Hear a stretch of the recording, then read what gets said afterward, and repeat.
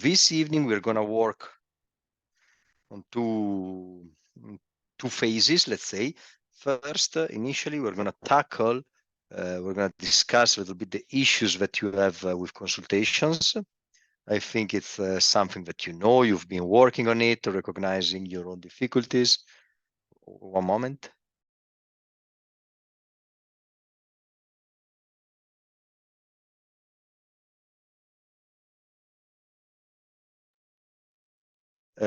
So this is the first part. So in the document, you describe briefly, well, in 1 or 2 lines, your main difficulty, your top difficulty in running a consultation.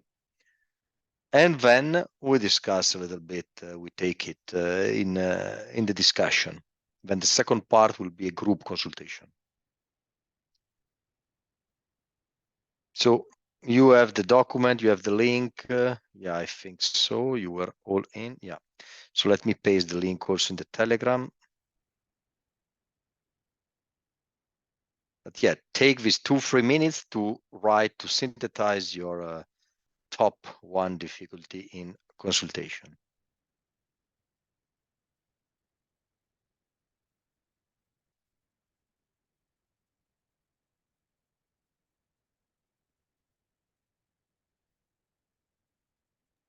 Luca, I cannot modify the documents. I don't know if it's only me or. Yeah, me neither. I think you shared. I think you shared the link as a visualization, not as an editor. Maybe. Okay, let me see if I can modify it.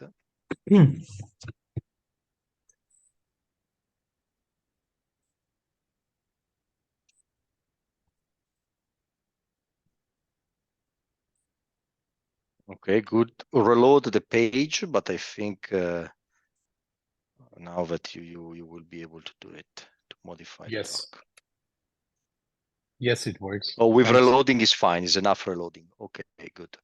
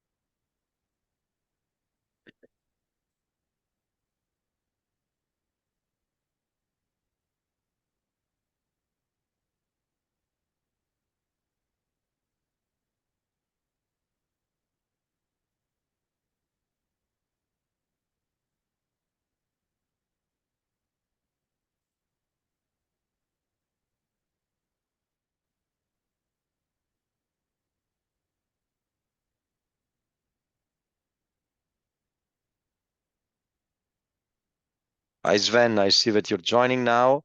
Well, you can open the document, the link, if you've got the link on Telegram, and also, well, on Telegram. Go to Telegram, because I pasted it here before you joined, so you're not able to see it.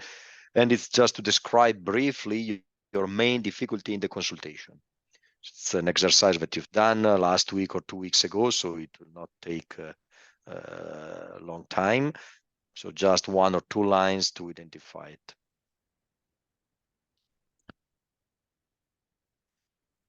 And then in the meantime, you can, if you're done with writing your own problem, you can go and read others' problem, because then we will discuss hints, solutions, suggestions, or maybe we have the chance to deepen a little bit in the problem if it's not clear.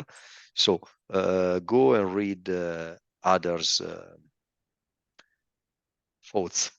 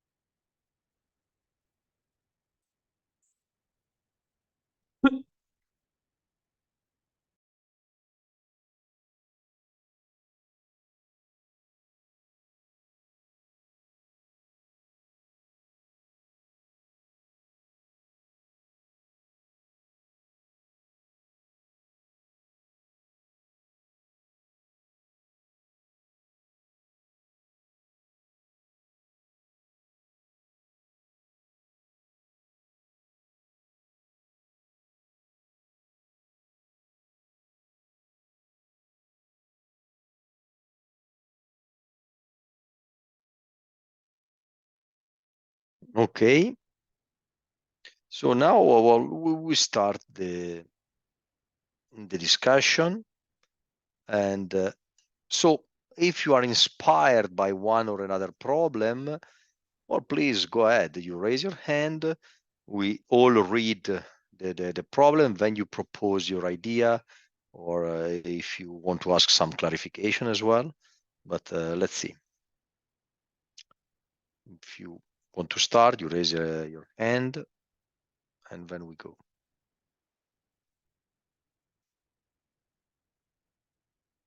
Okay, I see that you're not very much inspired. You need more time to read. Yeah. Oh, okay. Okay. So let's take a few minutes more.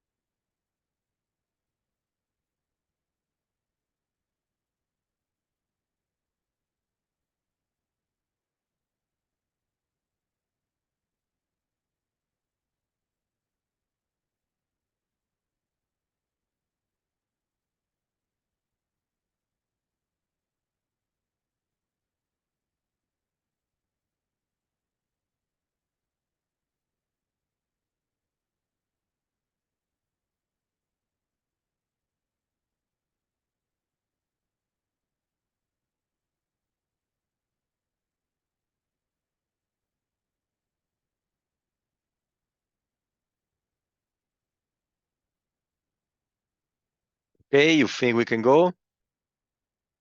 Good. Okay, so let's see.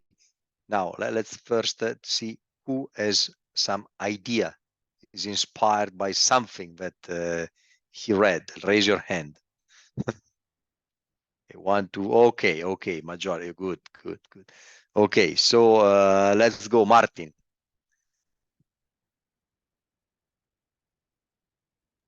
Yeah, I wanted to say something to your description, Davide. For me, this is just too many words and too fluffy. So it's just I would rather have a simple description of the biggest issue. Okay, so well, because we are talking about, wait a moment, Martin, we are talking about the first 2 lines, right? Because when he's writing also another difficulty, so I guess that you are referring to the first 2 lines.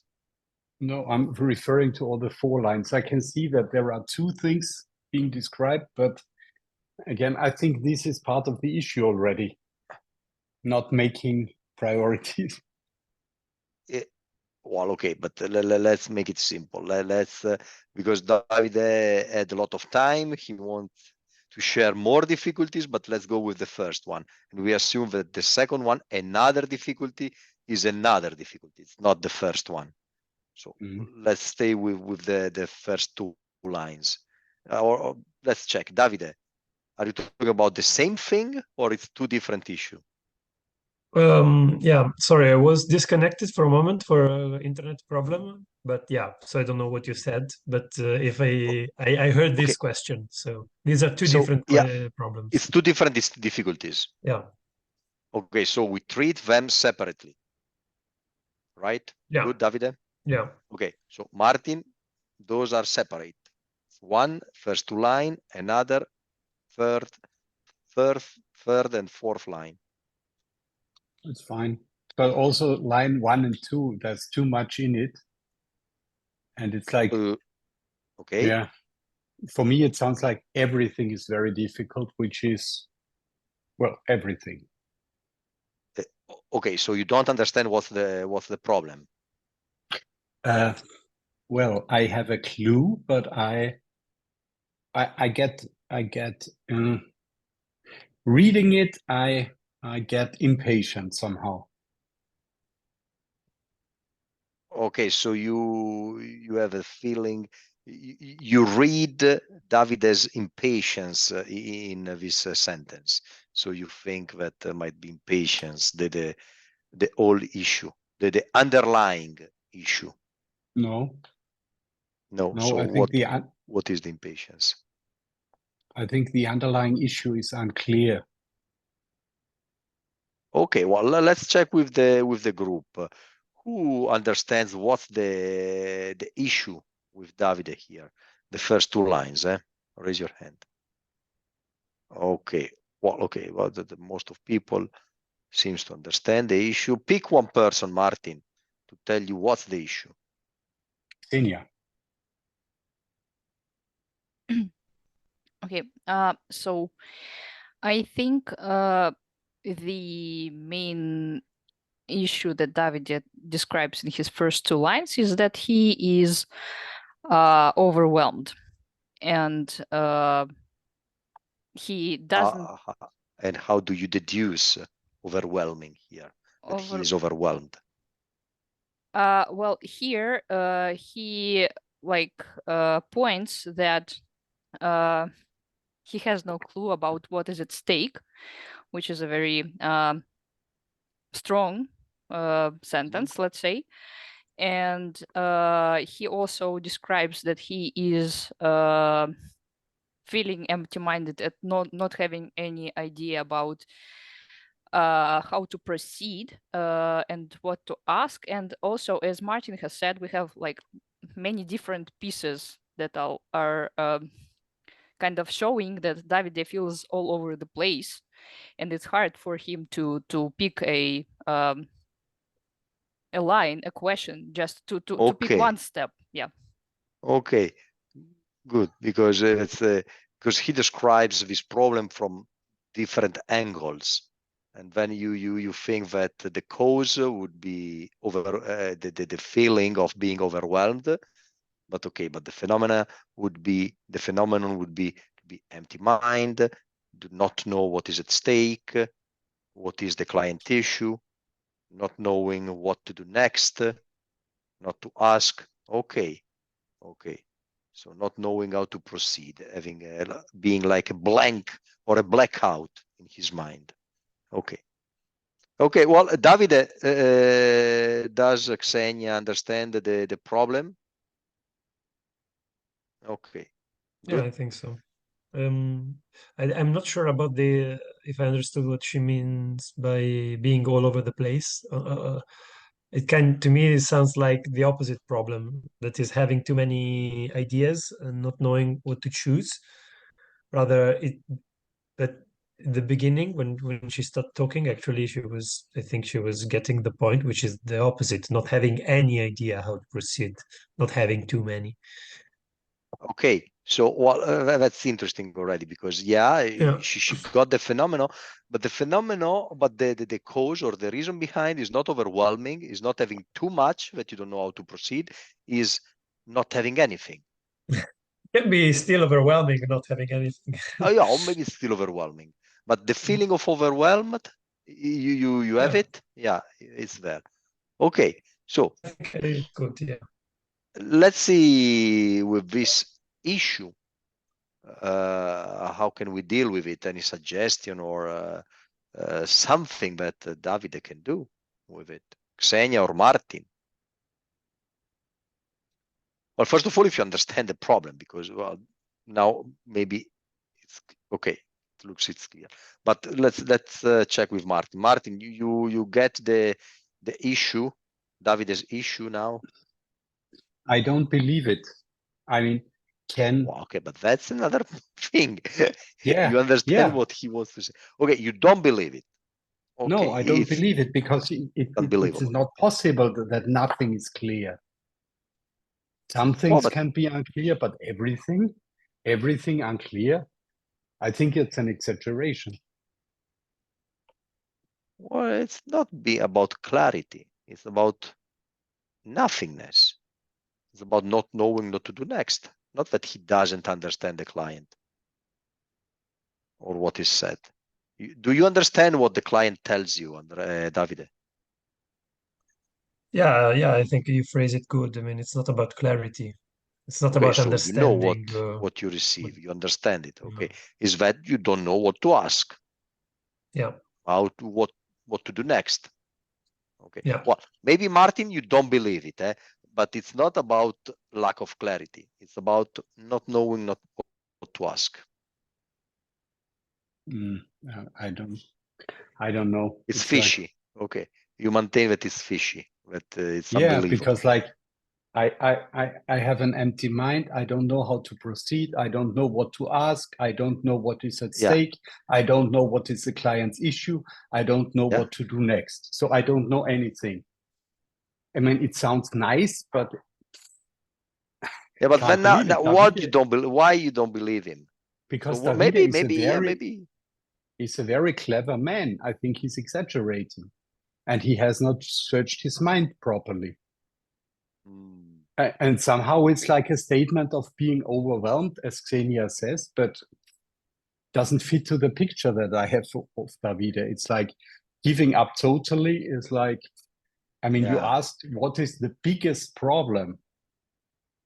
And then you get like a sentence that contains everything, basically. Yeah. Well, David, it's quite, actually, Martin, it's interesting what he says. Well, how come that nothing, zero? Well, it's easy, you ask, what's your problem? And then the client tells you, and you have it. So how come you don't know what is at stake? Yeah, it's almost impossible that you don't know anything. No? Shall I answer? Yes. I mean, yeah, maybe it's a little bit exaggerated how I expressed it, but it's the idea of not having anything solid You know, maybe you have some idea, but you question them and you don't feel confident in any. You question with whom? With the any client or with yourself? with myself. But I also have this. Ah, I think it's also an emotional state. You know, it's not a cognitive thing. You know, you might be very clever and understand everything, but at the moment you see, okay, I don't know what to do, and then you are blocked, and your mind is blind for a while. It's not about being clever. uh-huh, uh-huh. Okay. Well, let's see, because we know a little bit more now about the issue. So okay, let's check with the rest of the group who has an intuition now, a better answer here. Or Peter, okay, let's go. For me, the center of David's utterance is to not know what is at stake. And if you don't know what is at stake, the house falls apart. You don't know where are the priorities and how to ask what is the next question and so on. You feel like someone without shoes on ice. I can go without shoes. It's Okay, just without choice. metaphor. No, you feel like someone on ice. Uh-huh. Slippery, sliding. Okay. Yeah. Okay. Someone else with a different take on this? Marian? Seems that Davide is very busy with himself. Instead Yeah. of going with the client and just let go and flow. Yes. Yes. Okay. Yeah. Martin? Sounds like some sort of traumatic experience that is being generalized. So it happened to me that Okay, I did not explain. know what it happened to me with that client, that I did not know what to do. I was totally lost and I did not know how to handle that situation. Something like that. But this is being put into general statements instead of like relating this experience. Yeah. So he exaggerates, as you said, and as he admitted as well, but exaggerating a little bit. But then I think that yes, there is something in what you've said, Martin, Marian, Peter, and Xenia as well. Okay, is there? Let's check with Davide. Is there anything that talks to you in what has been said? Yes, yes. I'm not sure if I understood Peter, what Peter said, but I really, I think Marianne got a point about me being too much into myself and more into listening to myself than in listening to the client. And about the trauma thing, I think in a way, yeah, it's also like this because I can remember a few situations where I was completely stuck and I felt, and it was a disaster. So maybe it stayed with me, and that's why I'm choosing this as an issue, even if it's not that big issue, because most of the times I I can handle it. So Yeah. yeah, but Okay. yeah, and about the what Peter said, if I understood properly, he was suggesting an image which is slippery. And yeah, I think it's yeah, in a way it is. I mean, you're so unstable on your feet that you cannot move. You're not able to move in any direction. Yeah.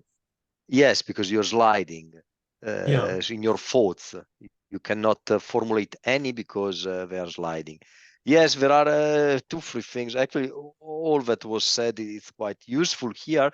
And the main thing is that you are not with the client. We are with someone else. So you don't know what's at stake because you think about yourself. You said something before, and there is also the shadow of perfectionism here. And you said that I don't know, I want something solid to build my. Well, if there is something, even if it is not that solid, well, use it. Just stay with the client, go with the flow. Someone was talking about the flow and the rhythm. If you stop staying with the client, then you stay with yourself and you are full of doubts. And you don't know what is at stake, what is the real, the solid issue of the client. So no, well, stay more with him, stay curious about the other, not about yourself, about the other. And then, well, if you maybe you ask a question that is not the solid one, but you will make the other think anyhow. And then it will come more and more. So yeah, here all in all, it's stay more with the other and less with yourself. Don't be stuck in yourself. So you will slide less, probably. Martin, yes? I have also a tip. If I don't have any clue about what's going on, I ask a simple question. And the simple question is, tell me more. I just say, tell me more.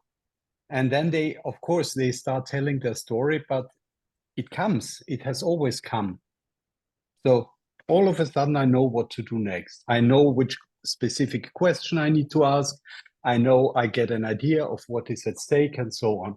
So if I don't have any clue, I'm just asking, tell me more. And this, for me, this just works very well. I mean, I know it's not the cleverest question there is, but it helps. Yeah, or tell me more, you will get more content. Pay attention not to get confused by the content, but yeah, it might be another idea. Sven, one more hint.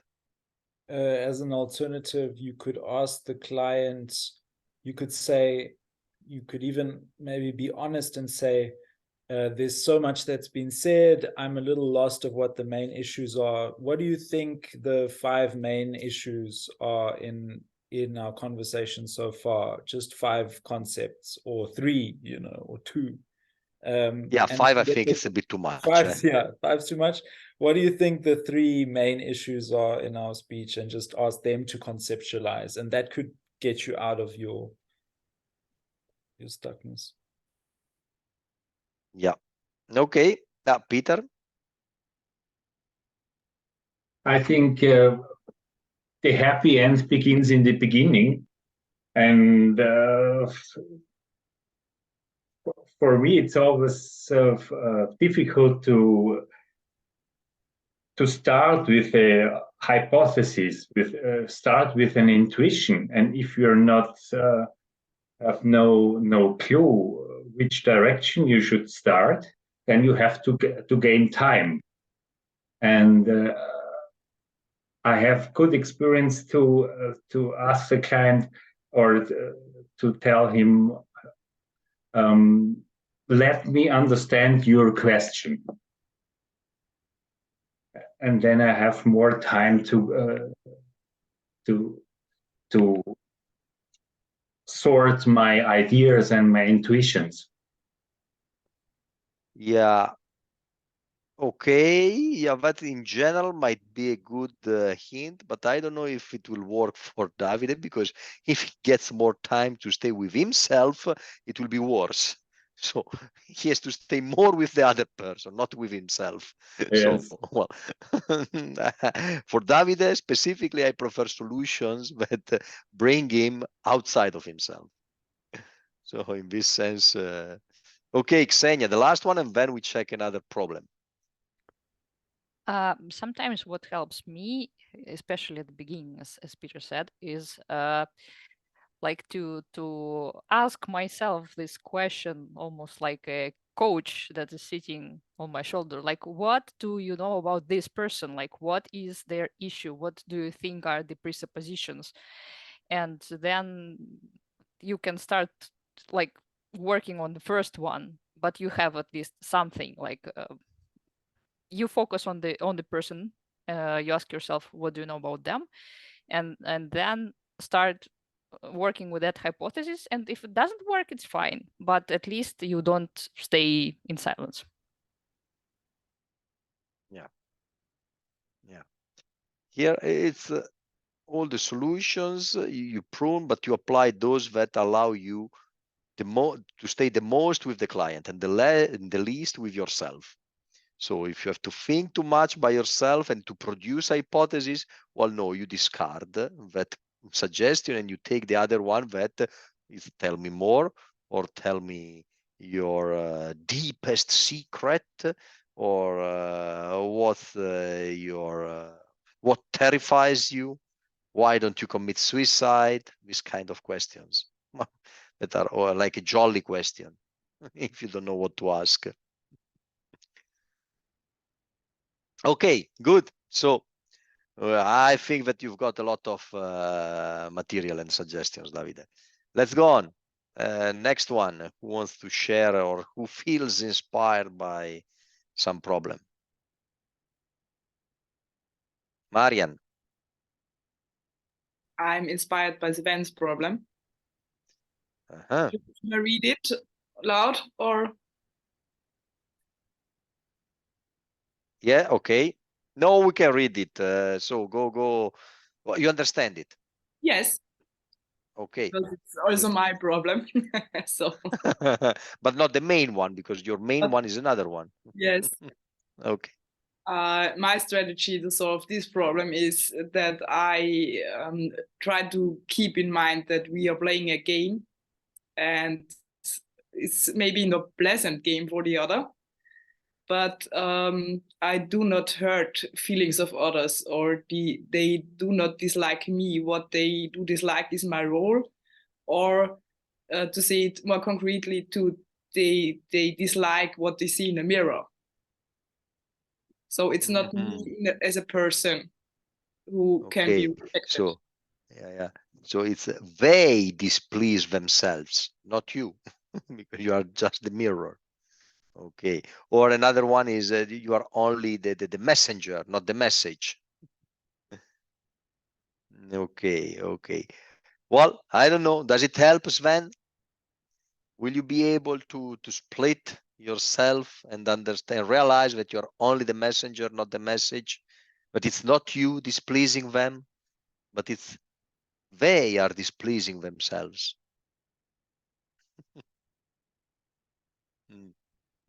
No, it's not gonna work, this one. Let's try another one. Let's theoretically see. I get it, and I just don't think it'll work in the moment. I'm just when I see their face down, I just feel like, no, I don't want to hurt you. Yeah. Okay, I don't want to hurt you. Okay, let's see someone else. Pick one, Sven. Martin. I think I know exactly what you're talking about. Here's what I do. When I see that someone's eyes get like blurred, or that I have touched them or hurt them, I look into their eyes and I ask them, what are you thinking now? Or I ask them, you don't want to hear this, do you? So I take responsibility for what's happening in the other person and I address it. So I keep talking about these things. So I touch them and then I ask them, what is going on within you now? Would you have liked me not to tell you? Something like that. So and usually this is then very positive. Okay, so you look for their buy-in of what, for their approval of what you're doing. Yeah, I'm checking how. Yeah, I'm checking it's like how they I know are receiving the message. You repeat, Martin, sorry. I'm checking how they are receiving the message. So what's going on, what they are thinking when they are hearing what I'm saying. Or when I see that there is like that they become angry, then I might also say, you are angry hearing that. Is that true? And then they say yes. So I'm saying, what makes you angry?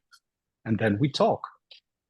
Okay. Yeah. No, yeah, it's nice, this one, because you thematize immediately, and then you make them realize that it's not you the cause of their pain, but their own problem, or their speech, in a way. So yeah, okay. So that's why I talk about their buy-in of what you're doing, because they are with you. They understand that you are not there to make them suffer, but there is something that you discovered but you didn't bring, you didn't put there, but it was there. You are just polishing and making it visible. And then the question is, what you want me to stop, or it is worth questioning? Something like this. Okay, okay, yeah. Sven, what do you think about this one? I think it's in combination with Marianne's the realization, but then it gets practical. Then you can make them think about it, and I think by hearing more from them, you'll feel less bad because it won't be this awkward situation, and you can, as you say, as Martin says, you can thematize what's actually, you can talk about what's going on. Yeah. No, it's nice, this one, yes. Yeah. On one side, you are reassured by the client that you are not a bad guy. That's nice. And the same way, you can work on the attitude, because you see what's going on. He's having an emotional reaction, and you go for it. So it's also a good entry point for the work on attitude. And then once you are reassured that you're not a bad guy, you can also start to put the knife in the wound and say, well, do you often react like this? Or these kind of things. Okay. Or do you think it's rational to react as you are doing now? Okay, someone else? Ksenia.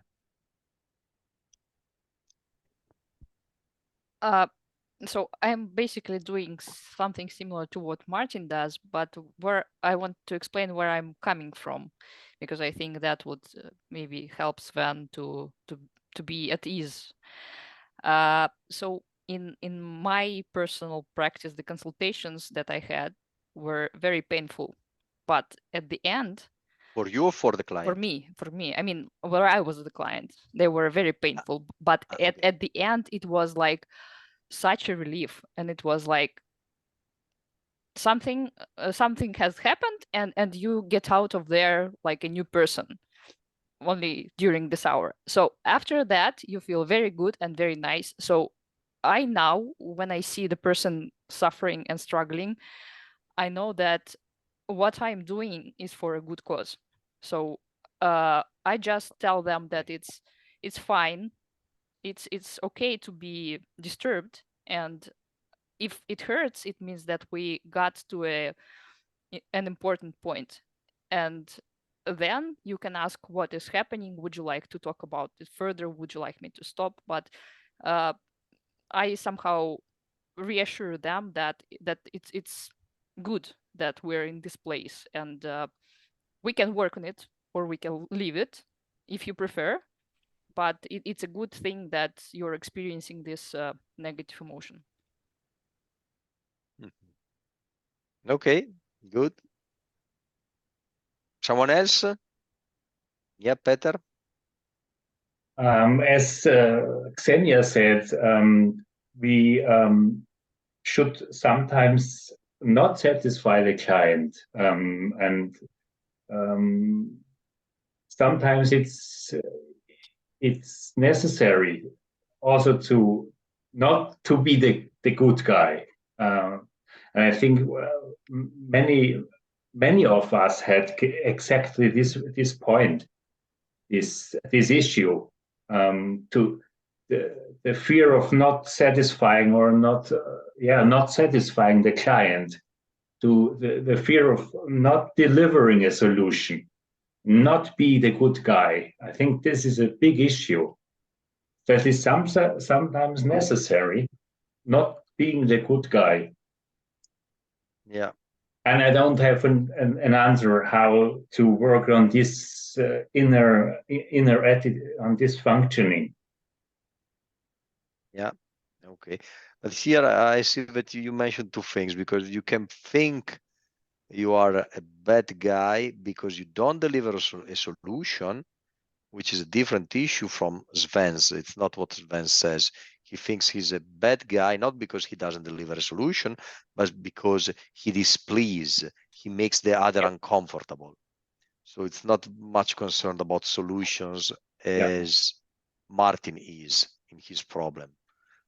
For Martin would be, well, I'm a bad guy. I'm not doing my job if I don't work on the solution. I'm Also for me.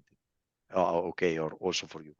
So on Sven, he's not concerned about solution. It's more about making the other feel uncomfortable, emotional, hurting feelings, not much about solutions. That's going Okay. in a similar direction. Mhm. Okay, good. Sven, can we go on? We take another issue? Yeah, sure. Thank you. Yeah. Okay, so let's see another one, and then we work on questioning. One more, if you feel inspired by something. Well, if you don't, we started the discussion about Martin's problem that is also Peter's, that is more or less shared about the solution, being too much solution oriented. What can we do? Oh, Davide, you raised two hands. You want to talk? No, sorry, because I use this signal to say I agree. You agree? Yeah. You have the problem It's, as well. it comes from another contest. Okay. Well, but then someone who doesn't have the problem or a little problem with it, but can speak. No, you're too much in the problem. Okay, Marianne. Okay. You are not solution oriented. No, I want to ask the reader because we already had the consultation together, and it rather seems that he's looking for problems. He was not happy when there was no problem, so I'm really surprised that he wants to have solutions. Okay, well, it's not the top problem for David. Might be the fourth or fifth place looking for a solution. Well, when he understands what's the problem, then he wants the solution too much. But most of the time he doesn't understand what's the problem. Okay, well, I'm joking. But about this being solution oriented. No one. Okay, well. So for solution oriented, one is well, one thing is to be fascinated by the content, is to be stuck with the content. We see something, we think either we think we know the solution because we have already dealt with the problem many times and we want the other person to solve his little issue. And then we want to work on the content. This is one of the reasons or why we keep working on solutions, because it's what we think is that what is reasonable. We have a problem, we want a solution to go on with our life. But then is another thing is that, or to realize, this is what I was doing, because I am fascinated with the content as well. I like the ideas that are proposed and I like to work with ideas. So sometimes I get caught in this web and I don't know how to get out of it.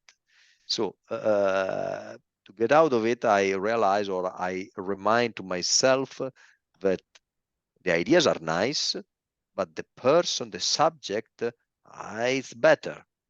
There is more juice, it's more interesting to work with the subject and to connect the content with the subject.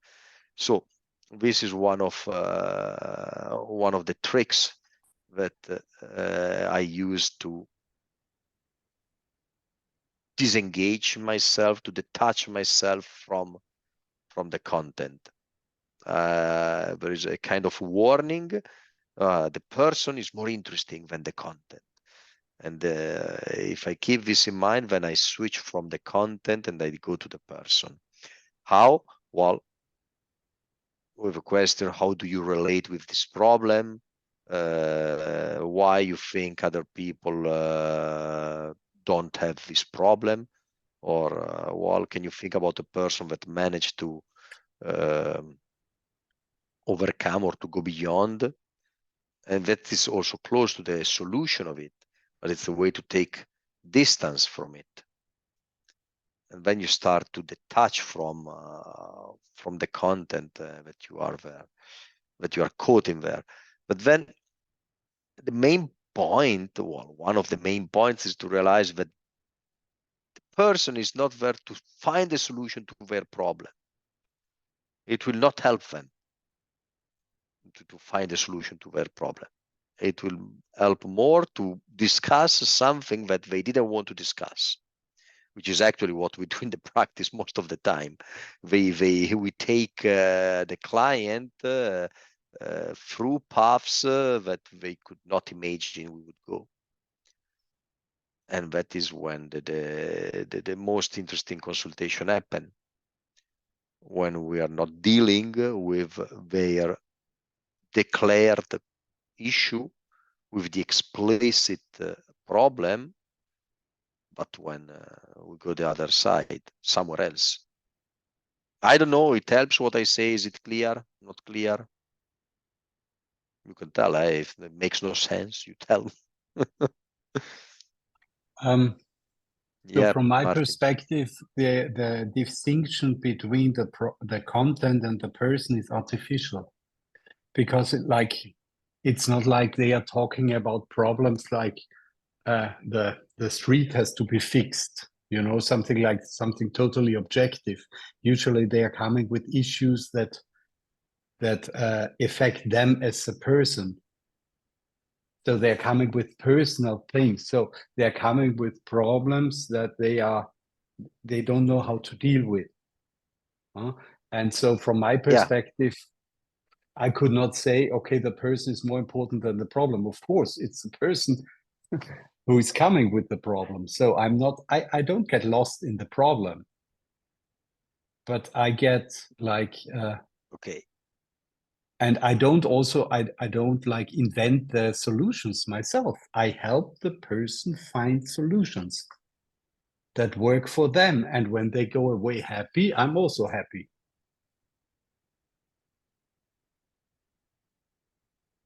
Okay. But then, because it's not prohibited to find a solution in the practice or to provide solution, but why you state it as a problem then? Because I have got the impression that solutions are bad. Okay. And why? I don't know. It was like an impression that I got several times. So I was saying, okay, it's about the joy of the process. It's not about solutions. But from my perspective, solutions are nice. I mean, I'm not saying I don't think I'm exaggerating that, but. No, okay. Yeah. Okay, that's fine. But let's take another angle to solutions, because solutions in themselves are not bad. But we need solutions when we have problems, especially practical problem, or also identity problems, psychological, existentials. Sometimes we need a solution, and it's good to have a solution. The problem is with the obsession for the solution.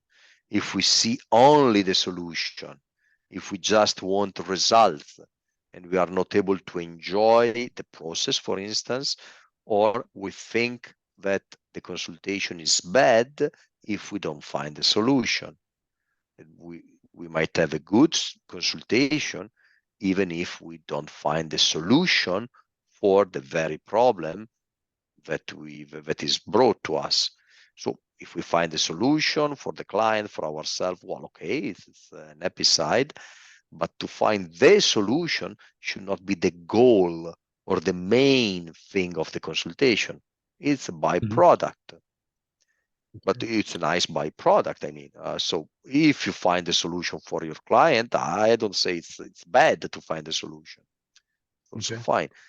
So it becomes a problem if you want it too much, and then you don't find it, and then you have the impression, you have this flavor that it was not a good consultation. Because sometimes it happens, we want a solution, we are result oriented, and we say, okay, but I didn't solve the problem of my client, and then we are stressed, we think we didn't do a good job. Well, okay, but then it's when I say, well, solution is not the point of the consultation. But if you are able to provide a solution, well, okay, do it. I mean, it's not prohibited. It doesn't have to be the main thing, the main goal of the consultation. Main goal of the consultation, we might say, it's thinking, it's liberating ourselves, increase our awareness of ourselves, and sometimes we find a solution. Sometimes we feel better. So that's why I say it is not prohibited. It's fine to have solutions, but it's more a byproduct. Solutions That's a nice is word. more. Thank you. Yeah, that makes sense, no, Martin? What I say? Yeah, it does. Because solutions is more. I would say it's more the role. Who wants the solution? The coach. A coach, no? In coaching, we look for solutions, or the psychologist that wants to heal a disease. Then a lot of times psychologists do not do it because they go more into philosophical consultation. Nowadays, they also say themselves, no, I don't want to heal anything. There is no disease, but okay. So yeah. So this concern about solutions is not the main trait of philosophical consultation. Yeah. Okay. Good. Ksenia. I actually wanted to share an experience that I had. So for a solution-oriented person, it might be useful to think of not the answer to the initial question as the solution, but exposing and making the client aware of this fracture between two sides of him that actually led to this problem, right? So I had like what Luca has described, a very unsatisfying consultation, because we talked a bit, and then I left with like this aftertaste that we didn't get anywhere. But a couple of days ago, that person reached out to me, and they said that, thank you for those questions. I have realized that here is what I want and here is what I am, right? And therefore, they were able to find the answer for themselves. So it's the solution for us would be to like find this fracture and show it to the client, and however they deal with it, it's their job already. Thank you, Luca. Okay. Yes. Okay. You make me think about another idea. That yes, there is this idea of trusting, having faith in the other person. So we question, we create problem, we highlight fractures or discrepancies in the speech. We bring up things, and then how they want to solve or how they want to deal with their life is their problem. They have to do it. We believe they can do it. If we are not here, they can find a solution themselves. Is also a way how to express trust in the other person. And this is one, you make me think about another thing. Well, it's connected, which is why we are not, in principle, we are not afraid of hurting the other person, because we think that they can take it and that we are not responsible of how they take it. If they get angry, they get frustrated, irritated, well, that's not my, it's not my fault if you are irritated by me. You are responsible of your own irritation.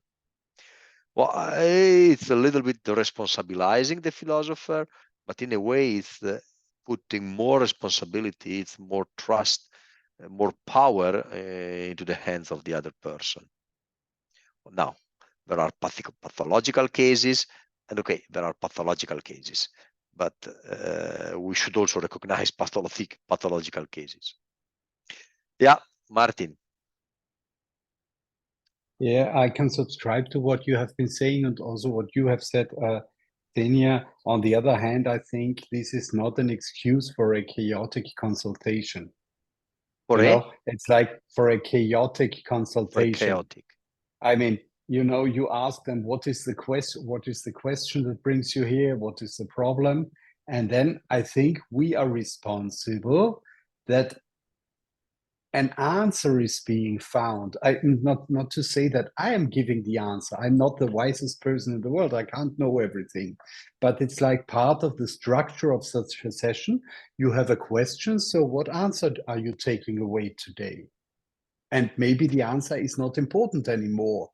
You can say, okay, during our conversation, I found out that the question is not relevant for me anymore. That's also fine. But I think we have like an obligation, a certain obligation to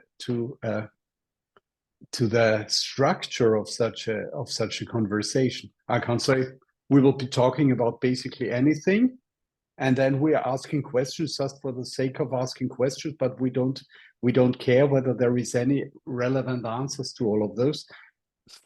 From my perspective, we have a responsibility to keep a certain frame.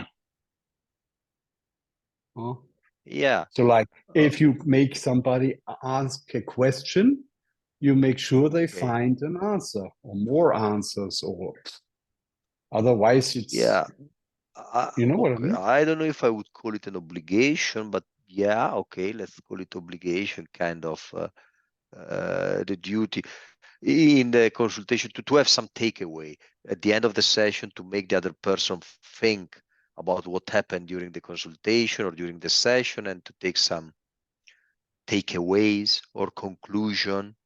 Yeah, to concretize, to state something that might go with them, to take home something, to take home. Okay.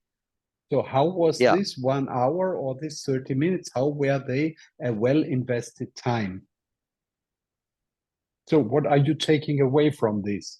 Maybe you have an answer to your question. Maybe you have ideas for your problem. Maybe you have found out that the question was not relevant or is not important anymore, something like that. And I think we have like a responsibility for that, especially if they pay us for this service. I mean, otherwise it's like I'm going to someone who doesn't have a clue, who doesn't want to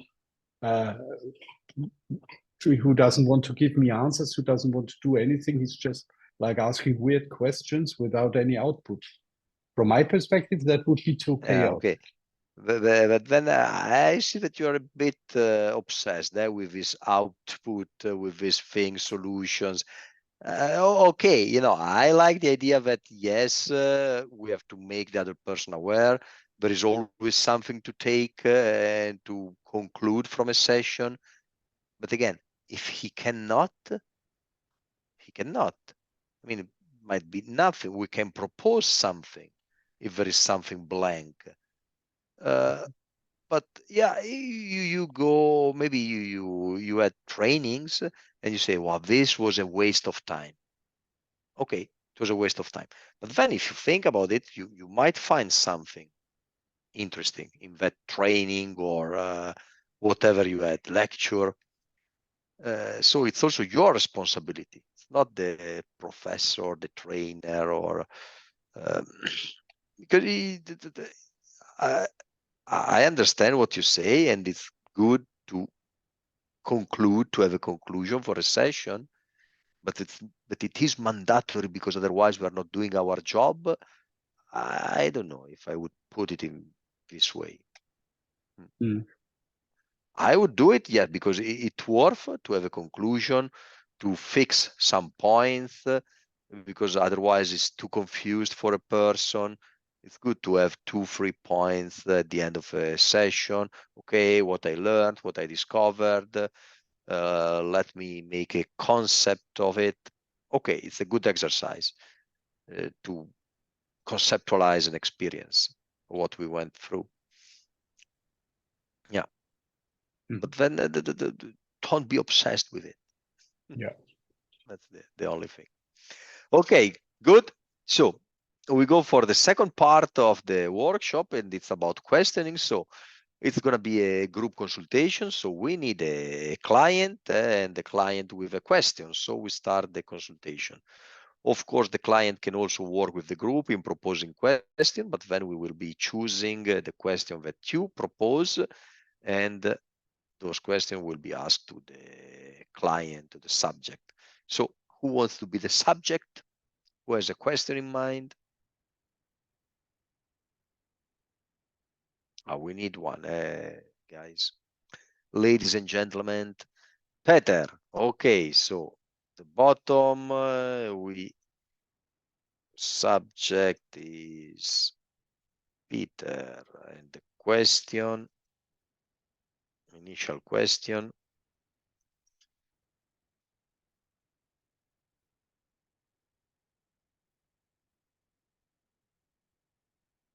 Or initial issue.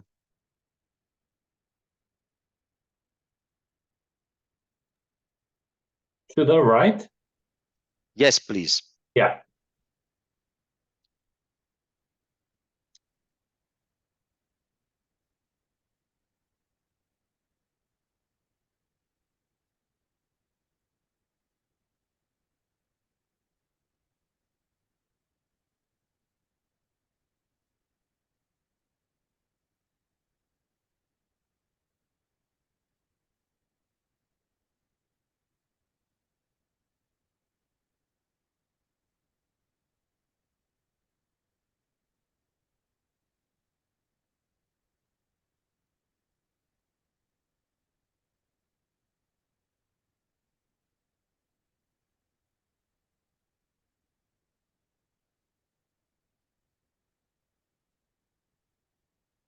Good.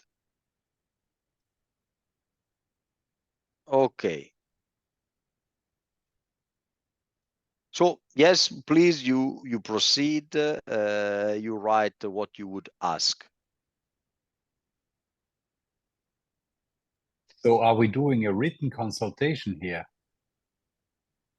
Yeah, well, you propose your question, you write it, and then we discuss. We will have a little discussion about the question, and then we will choose one. Yeah. What does a droit means? I don't know if it's kind of being alert. Someone confronts me with something, and I have a ready and fitting answer. Well, So basically, you always know what to answer and say back. Luca, is there an Italian equivalent synonym?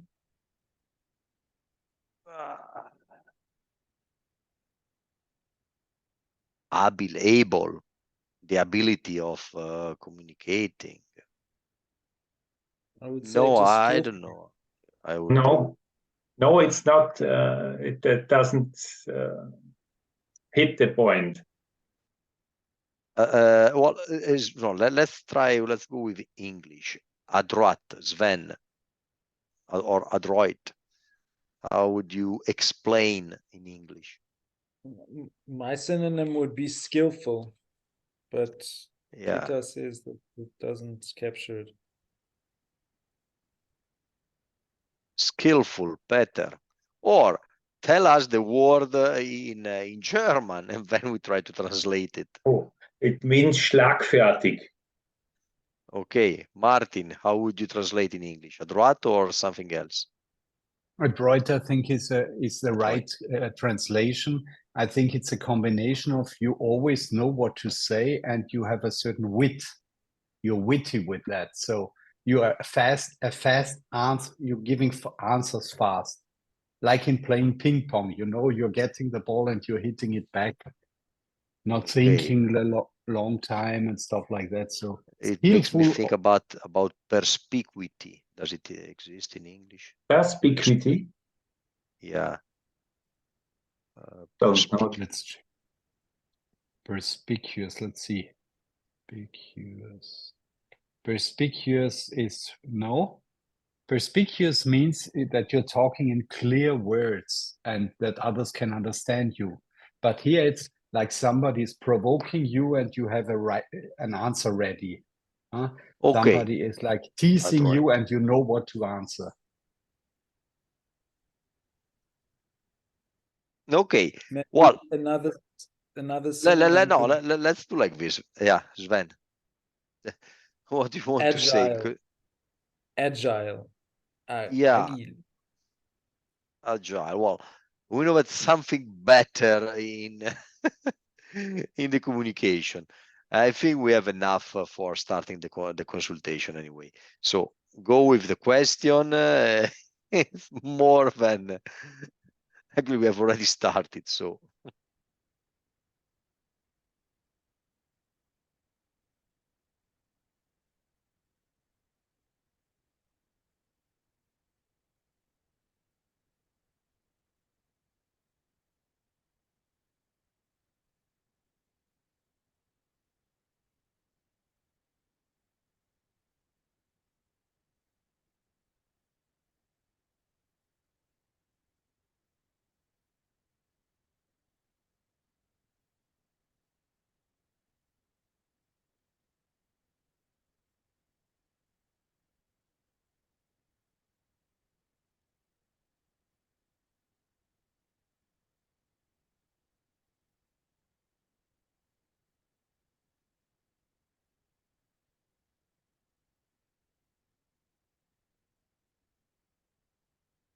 Okay.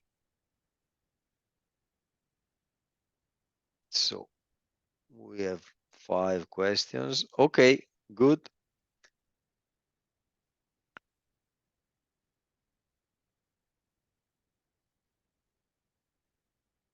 Yeah, so let's see the questions. So we have to pick one because we have already 5. Okay, well, one more from Martin. Okay, anyway, is there anyone who wants to advocate to defend a specific question? Doesn't have to be your own one, but you are inspired by a question that you are reading.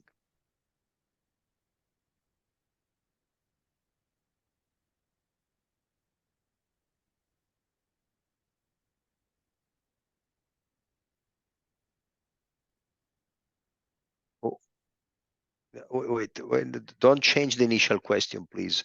What is la battuta? Okay. Was the translation from German to Italian? Uh-huh. It's a wrong translation. Oh, yeah. Yeah. Well, typically.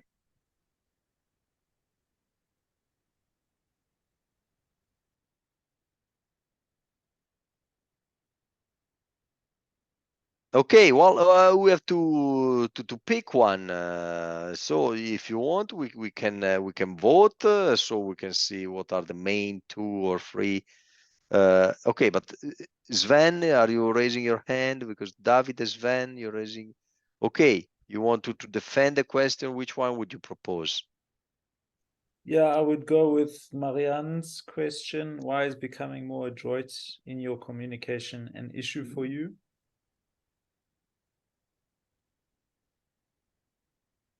Because we can immediately, it's a how question, so it's a seemingly practical question, but we can immediately with that question check if there's actually a deeper issue at play.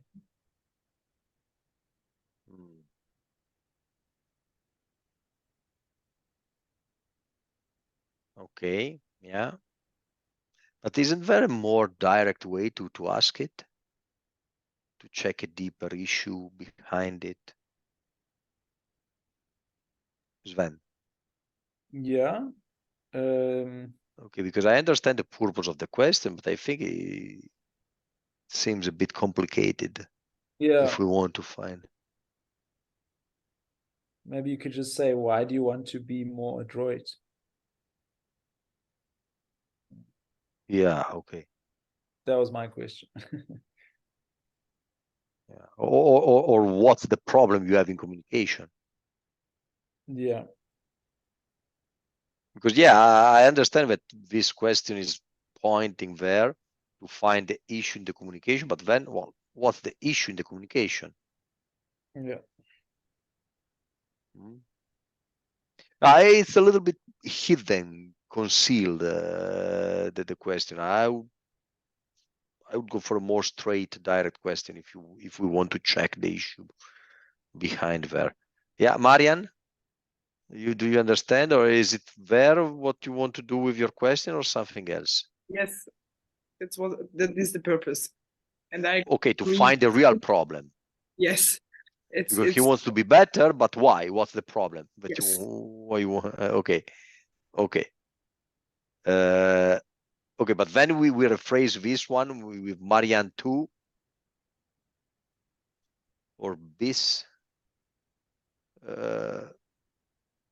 What's the problem with your communication, with your way of communicating? Yes. What means peace? Sorry? This word. This it means, well, I don't know, second version. No, yeah, maybe it's an Italian thing. V2.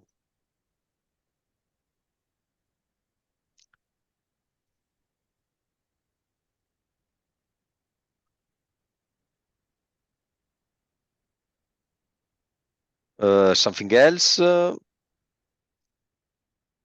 Or another question that you think it's a good one, or it's better?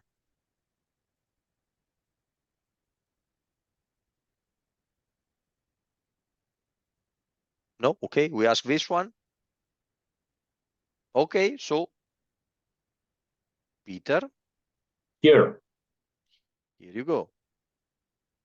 What's the problem with your way of communicating?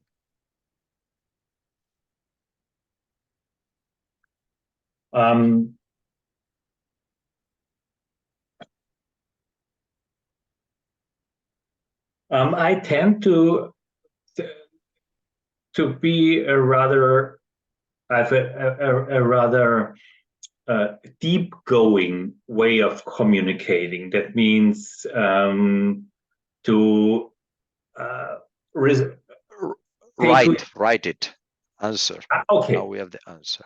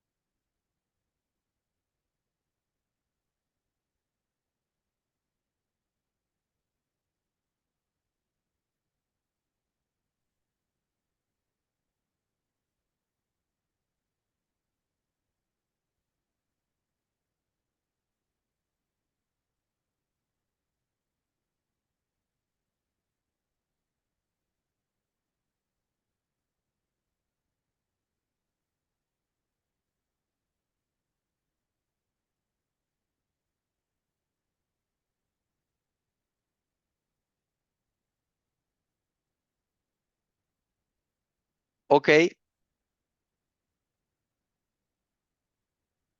And now we go with the questions.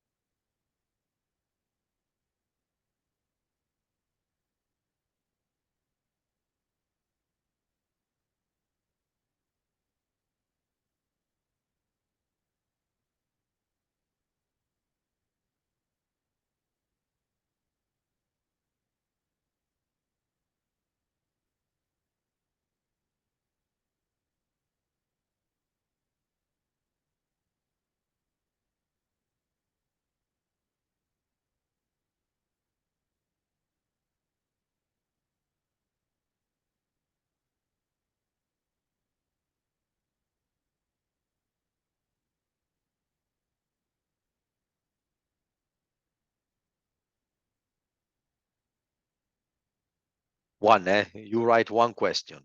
No extra question. We have enough questions. One question each.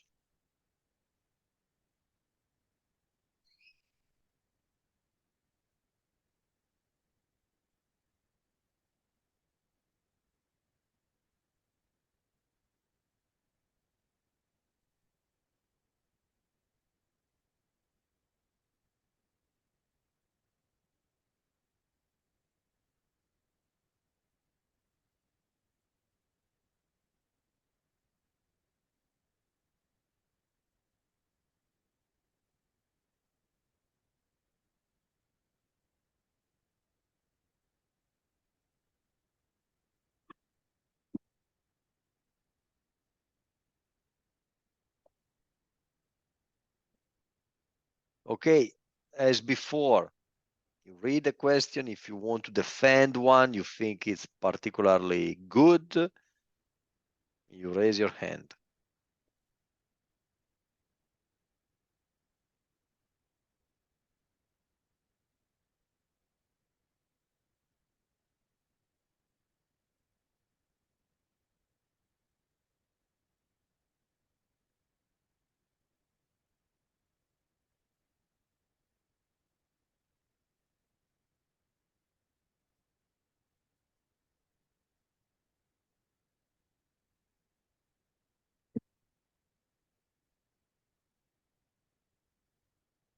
Yeah, Marianne. I like Davide's question. Do Yeah. you have a hard time choosing what to focus on? Because it is already in Peter's answer, but it goes further into the person and go away from the content more, yeah, on the personal level. Okay.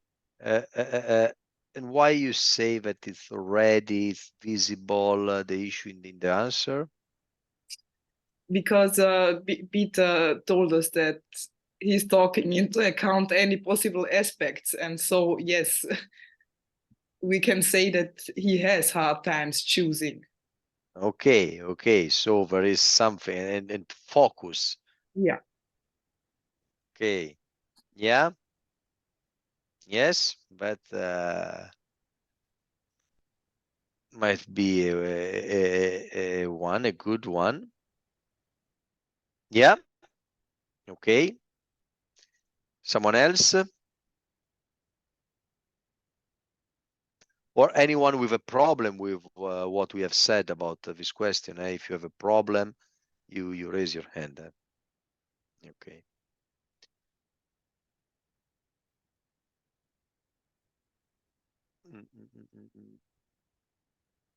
Oh, okay, but if you don't want to defend another one instead of Davide's question, then we go with Davide's question. Okay, let's see what Peter answers. Peter, do you have hard time choosing what to focus on? All right.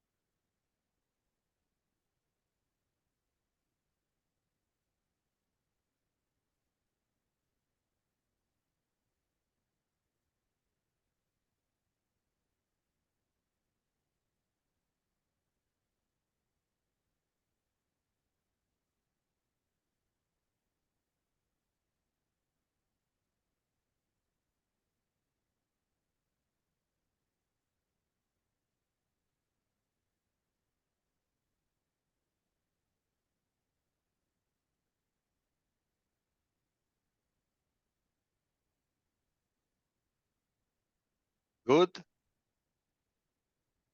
Yeah. Peter, finish. Finish. Okay.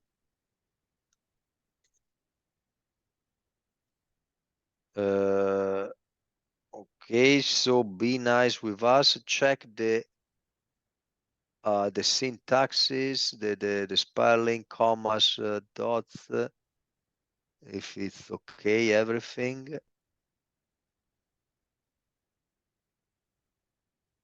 Okay, let me see. No, not in this question. I know what needs a diverse.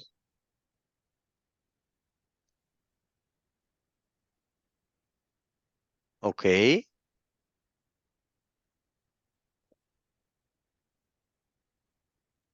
By diverse, Okay. you mean complex, huh? Yes. Yeah, complex. With more variety.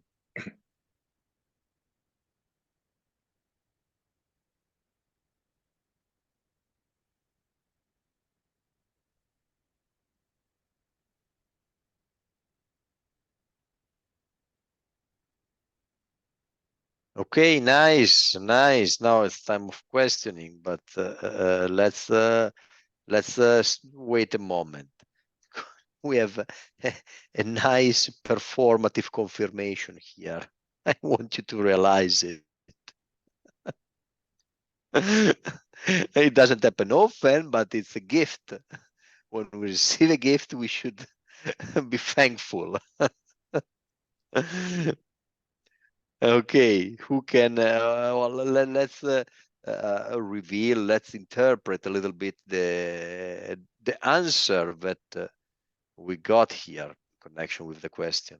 Who wants to say something? Senya.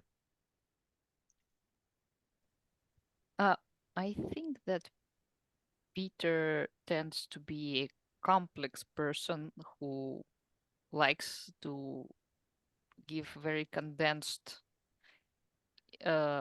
information when he's asked about something. So this is his general way of functioning. He's very detailed. He's very thorough. He's very like deep, and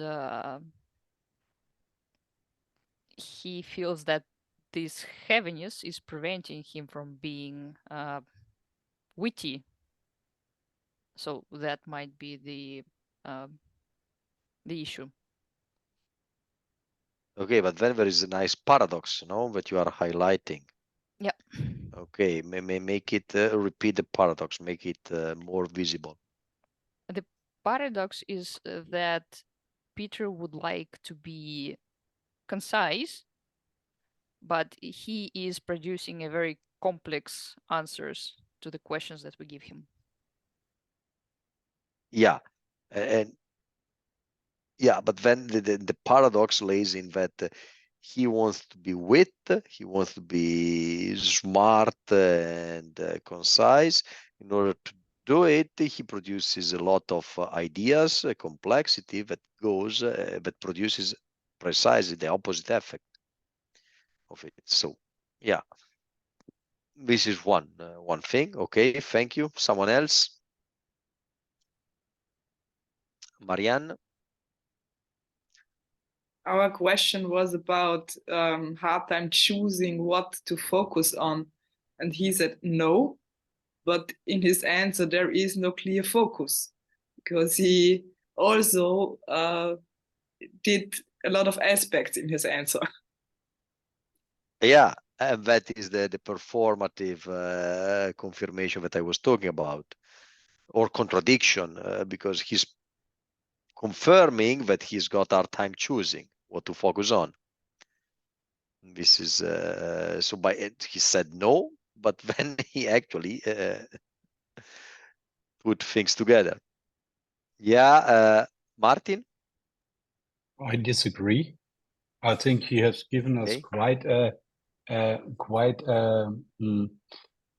a correct description of his issue.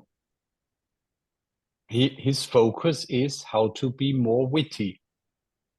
He wants simple attacking answers, and he can't do that. Yeah, and he's focusing on that. So from my perspective, that's totally in line. Yeah, wait a moment, Martin. He's adding things. I know what needs a diverse, complex answer and what needs a simple, attacking answer. But I think I'm not good in the latter. Well, so why should he bring also the first one? No one asked him. The focus was, a focused person will tell you, I don't know how to ask simple attacking questions. An unfocused person would say, okay, I know how to diversificate questions, answer what's needed, blah, blah, blah. And then there are more things here. That's why I say it's a performative, this difficulty in choosing. Because if you don't give me what is not, give me directly what it is. He's giving also accidental, not non-substantial things. So I agree with you that there is his problem. He wants to be more precise, simple, spot on. But then we don't need the part, I know what needs a diverse and complex answer and what needs a simple attacking answer. Well, this very question needed a simple answer. That's true. Yes or no? Yeah. You can say, no, yeah, I am a very focused person. I know what to focus on. That's it. True. But then he blah, blah, blah. Now, wait a moment, Peter. Wait a moment. Then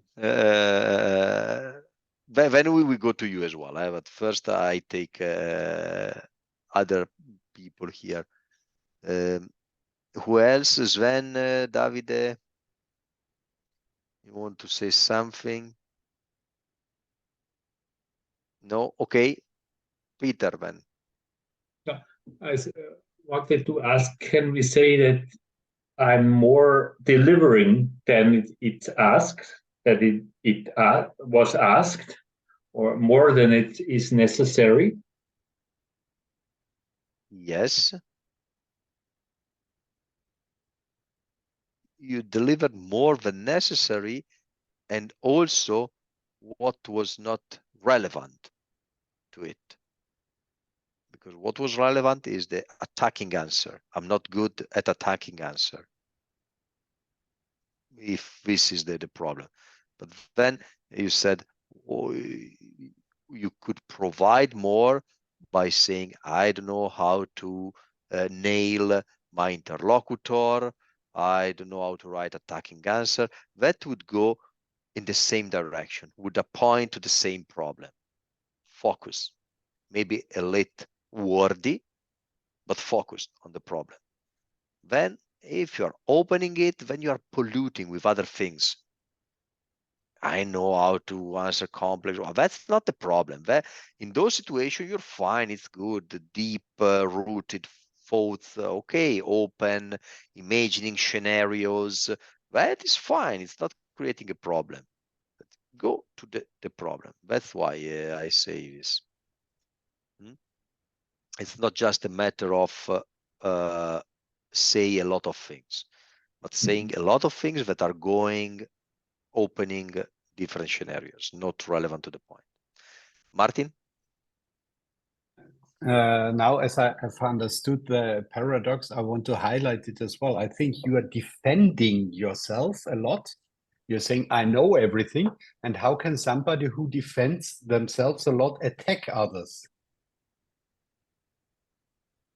Like defending means I know where to focus, I know the complex things, and I know, and I have a problem with the attack things. But like the adding the additional stuff is like defending yourself. Okay. Explain it again from the beginning, the paradox. So like what you said, Luca, adding the I know what needs a diverse, complex answer and what needs a simple attacking answer. So the first thing is I know what needs is like a defense. I know what Defense, no, it's not. yes. So he's defending himself. I know all the complexity of that, and he wants to be attacking. And if your focus is on defending, you cannot attack. Okay, nice. So the idea is that all these words, this flux of words, are revealing a defensive mode, attitude. Yes. And of course, how can you be attacking if you are concerned, busy with defending yourself? Nice. Yeah. And actually, it's not the first time that we got a long answer. Okay.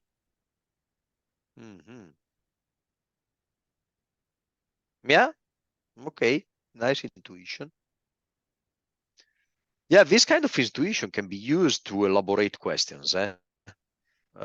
Maybe this one is not right away. It's not so visible for the client. It's a bit elaborate, but yes, interesting one. Okay, I want anything else, because there's another thing that I want to highlight. Okay, it's the beginning of the answer. It's no, not in this question. What is he doing here?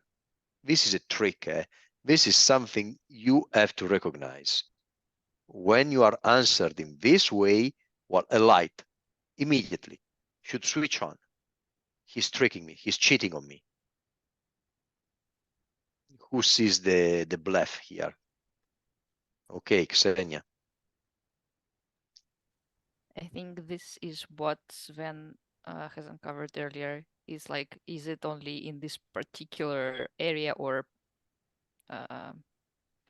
is it more of does it affect other areas of your life? I don't remember the question exactly, but well, it was his question before. It's the previous question. Yeah. So no, not in this area.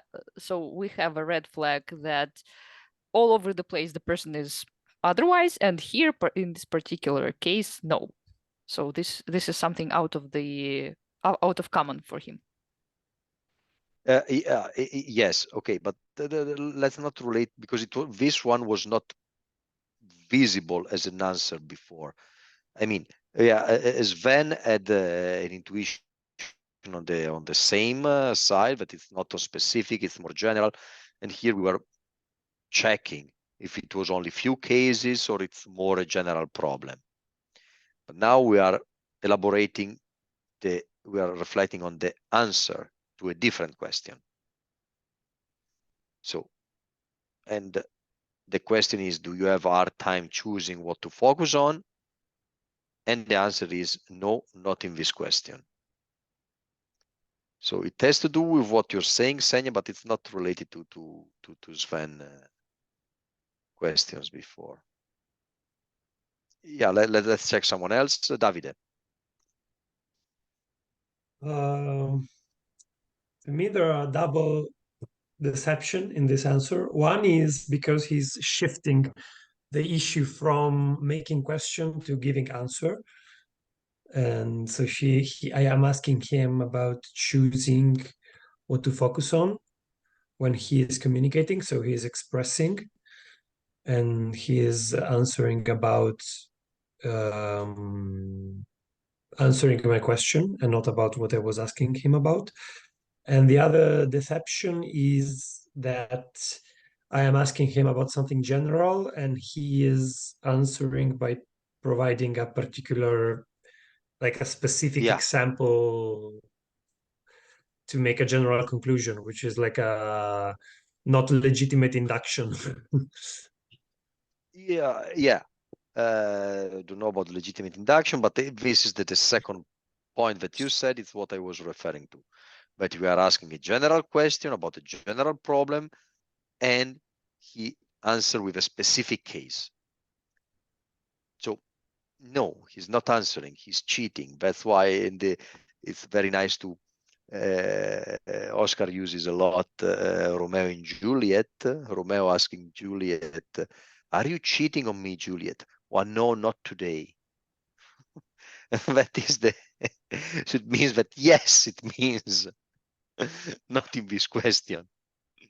So yeah, that is why this has to be warning. It's a sign that there is something going on there. I'm asking a general thing. I'm not asking a specific case. I'm answered with a specific case. So it's something suspicious. Martin, yeah, you raise your hand. Yeah, still valid. Still, you want to say something? Yeah, same thing. In general, he says yes. In particular, he says no. So he's like undecided. So he's cheating. Yeah, it's kind of hiding something, undeciding, try to tell no. Okay, good. Now we have the time to make something more. One more question. So we open a third round of questions. Let's see what happens.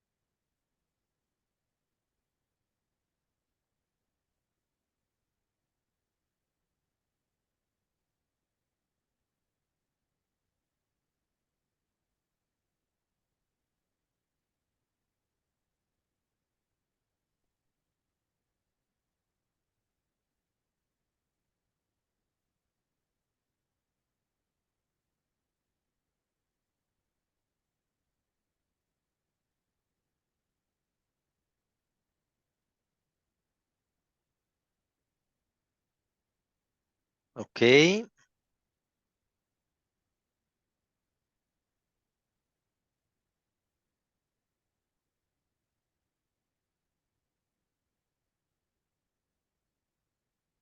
Now, let's see. Who wants to do? Well, let's do as we did before. Who wants to advocate to defend the specific question?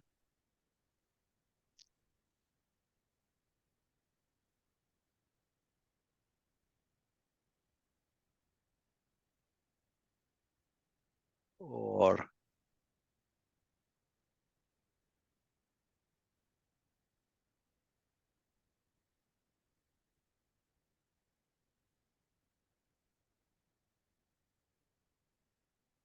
no, you're not sure. You don't take any party.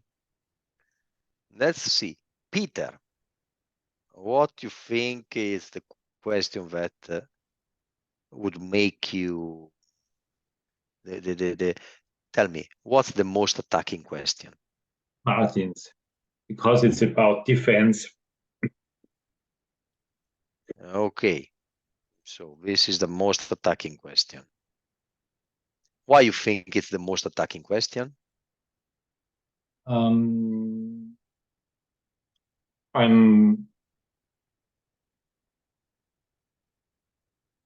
defending myself frequently, and that doesn't fit to the wish to be an attacker.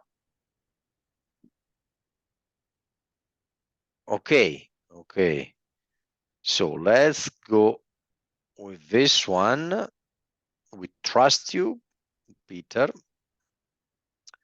And now you give us the answer and you elaborate a little bit the connection as well, what you said.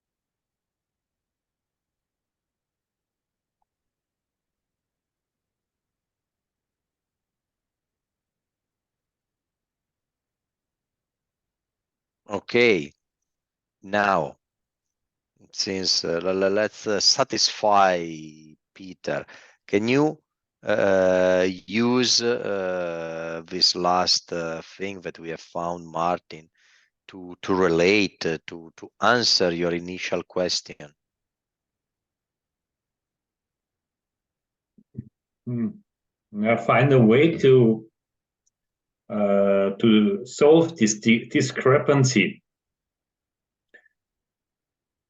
between defending, and defending is always slow and long and complicated, and attacking could, like Nietzsche saying,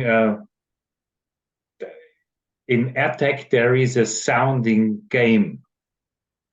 I don't know if this translation works, but this is what I wanted to integrate more. Okay, yeah, but integrating more is a way, is exactly what you do, your way of defending yourself. Okay, so how can you be more adroit in the way of communication? And now that we know that adroit means more attacking. Yeah, in less defending myself. Okay, good. If you want to be more attacking, be less defensive. Stop defending yourself and start attacking others. Yeah. That's well, it's a cheap one, but in a way it's not that cheap because we lasted 1 hour to find it.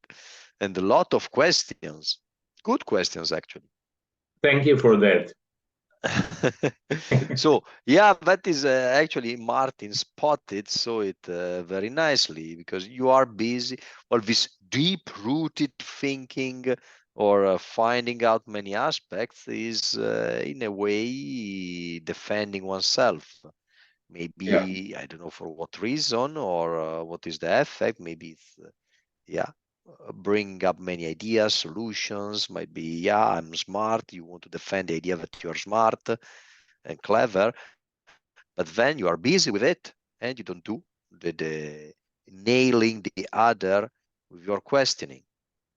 Okay, I tell you a nice story, and it's about samurais. It's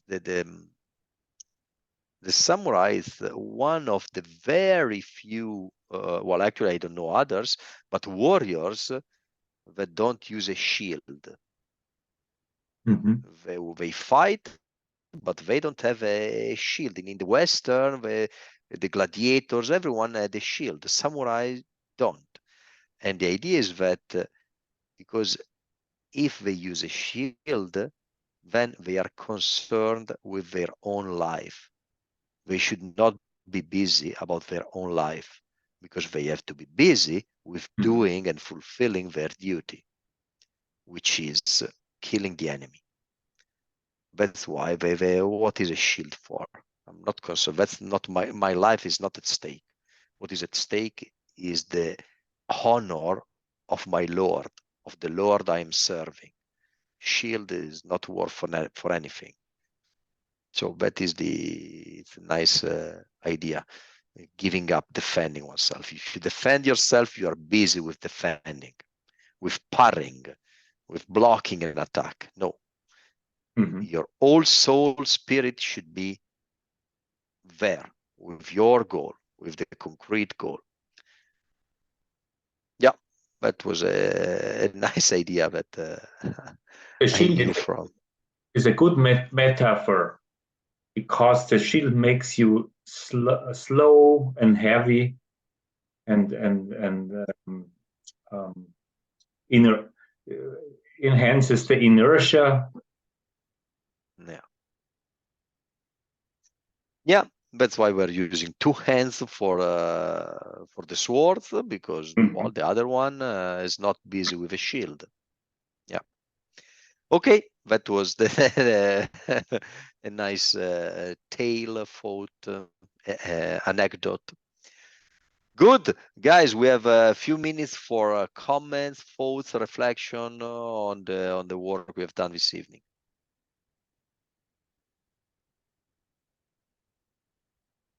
Yes, no, well, whoa. Empty mind. Xenia. I just wanted to say that it was a very interesting experience how from one point many issues and many ideas kind of stem from the same root, right? But then if you treat them as such, it means that you don't differentiate enough, because like, oh yeah, I know this is because 1, 2, 3, and then as Oscar said in our workshop, you're generalizing too much. So it's always interesting to stay with the focused idea you're at the moment, even though we all seem to, like, for the first part of the exercise, we all seem to have kind of similar problems, but they are different. So yeah, that was interesting to observe today. Thank you, Luca. Yep. Okay, good. Someone else? It was Marian, maybe you raised your hand, or Peter. I don't remember. Go open your microphone and speak. I wanted to say something. It was interesting for me again to observe how the performative dimension works in such cases. And also, we had a workshop in Vienna with Laila last weekend, and she also observed me and said, "You are always helping. You're permanently busy helping others. This also makes you slow and sometimes more complicated as necessary. And in the beginning, it was fascinating for me that all of us 6 have a core of the same issues. I could identify with every of the other 5. Okay, so you mean the first part of the workshop about the Okay, yes. Martin? Luca, you have a very nice style. Thank you. I like it. Okay, I like compliment. You're welcome. Good. Okay, so we're done for today, and see you next time. Enjoy the rest of the evening or the rest of the week. Ciao. Thank you. Good night. Bye. Bye. Ciao. Thanks. Bye-bye. Good night, everybody.